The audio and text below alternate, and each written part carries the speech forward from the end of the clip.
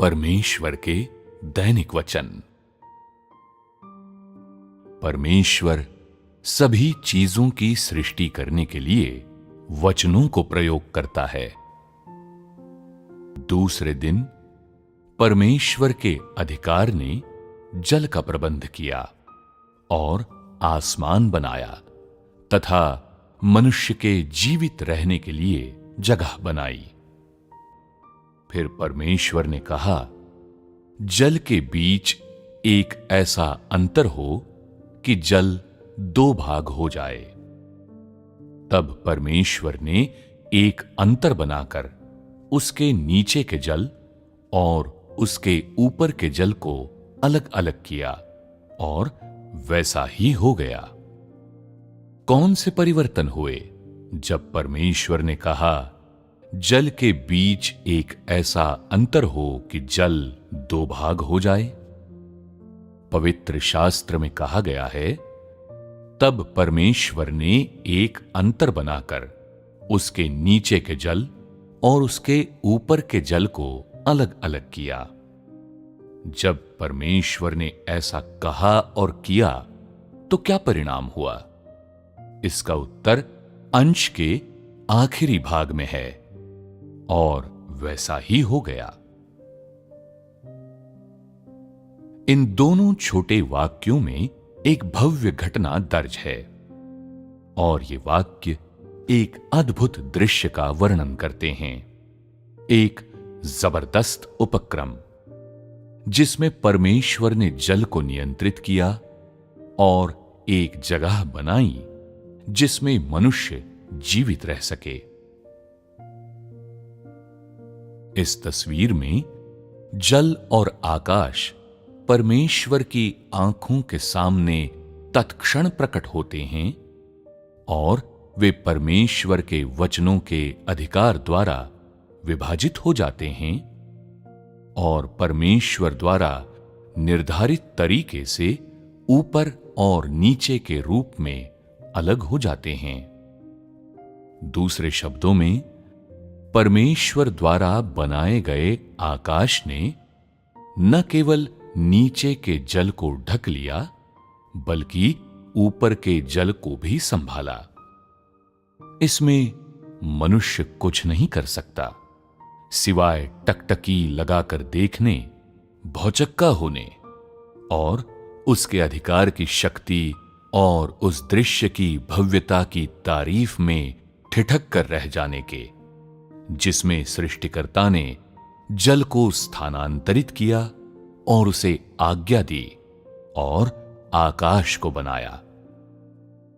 अपने वचनों और सामर्थ्य तथा अधिकार द्वारा परमेश्वर ने एक और महान उपलब्धि हासिल की।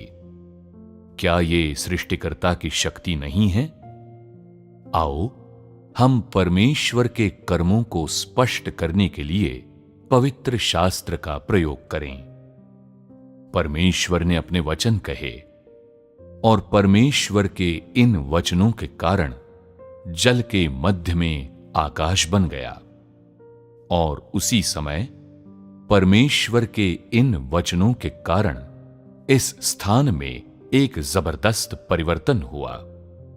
और ये कोई सामान्य अर्थों में परिवर्तन नहीं था बल्कि एक प्रकार का प्रतिस्थापन था जिसमें कुछ नहीं बदलकर कुछ बन गया। ये सृष्टिकर्ता के विचारों से उत्पन्न हुआ था और सृष्टिकर्ता द्वारा बोले गए वचनों के कारण कुछ नहीं से कुछ बन गया। और इतना ही नहीं, इस बिंदु से आगे ये सृष्टिकर्ता की खातिर अस्तित्व में रहेगा और स्थिर बना रहेगा और सृष्टिकर्ता के विचारों के अनुसार स्थानांतरित, परिवर्तित और नवीकृत होगा। ये अंश संपूर्ण संसार की सृष्टि में सृष्टिकर्ता के दूसरे कार्य का वर्णन करता है। ये सृष्टिकर्ता के अधिकार और सामर्थ्य की दूसरी अभिव्यक्ति और सृष्टिकर्ता का एक और अग्रणी उपक्रम था।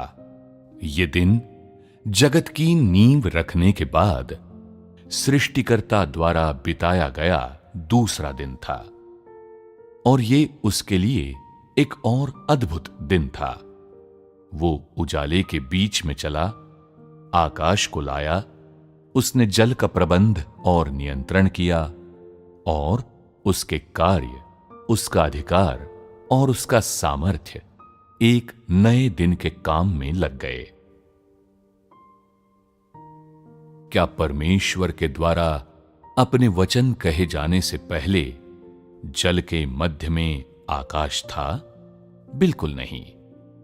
और परमेश्वर के ये कहने के बाद क्या हुआ? जल के बीच एक अंतर हो जाए। परमेश्वर द्वारा इच्छित चीजें प्रकट हो गईं। जल के मध्य में आकाश उत्पन्न हो गया और जल विभाजित हो गया, क्योंकि परमेश्वर ने कहा, इस अंतर के कारण जल दो भाग हो जाए। इस तरह से परमेश्वर के वचनों का अनुसरण करके परमेश्वर के अधिकार और सामर्थ्य के परिणाम स्वरूप दो नए पदार्थ, दो नई जन्मी चीजें सभी चीजों के मध्य प्रकट हो गईं। इन दो नई चीजों के प्रकटीकरण से तुम लोग कैसा महसूस करते हो? क्या तुम लोग सृष्टिकर्ता के सामर्थ्य की महानता महसूस करते हो? क्या तुम लोग सृष्टिकर्ता का अद्वितीय और असाधारण बल महसूस करते हो?